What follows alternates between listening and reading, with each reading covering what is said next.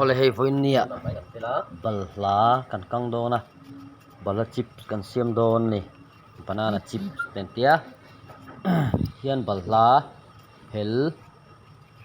hi apum thato si bal hla hel hi kan vela ya kor zual pui kan vela chuanin tel kan chuang sa a tel a sat to hnuah hianin ai eng kan han thlak a ai eng hi chu kan du zat a tam kha kan thlak mai a chuan hian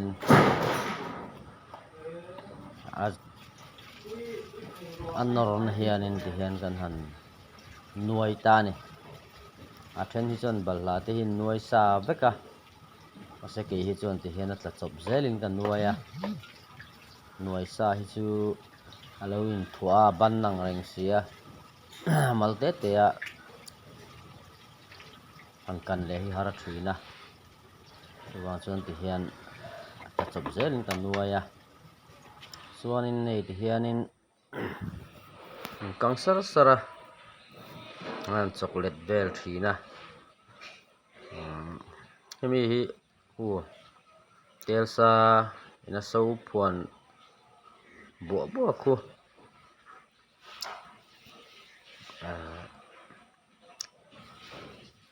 khutiang phuan zual pui lu tuka khu chu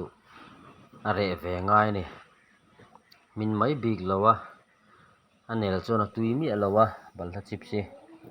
ram rap turania a then chuanin tela te hian chi tlem ten thlaka mase then chuanin kan zo to hnuah pek dona te hian kan al thet a ti hianin mei sataka mei hi sat that lo chuanin kan hi sot lo em a mei hi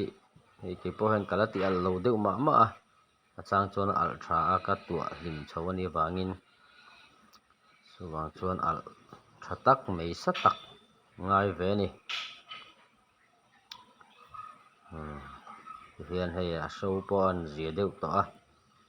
ti hi chuanin lak chhup ti hianin kan la chhuak tawh mai dawn ani han chocolate a ram khat ti hi chu hriat ve mai a an chaw leh vel pawh hianin a ram ve deuh rap mai a an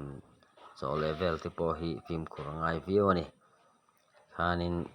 kha balhla chip siam dan chu ni mai a thil har sa awm lova mipuin kan du em a thalai ten tui kan ti a an eina sa a chuwang chuanin mahni pawh hian a siam ve thei ani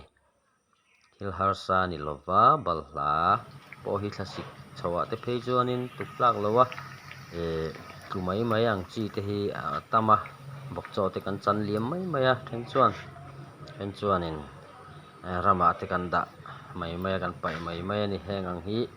hian thil tui taka siam chhuah thei ani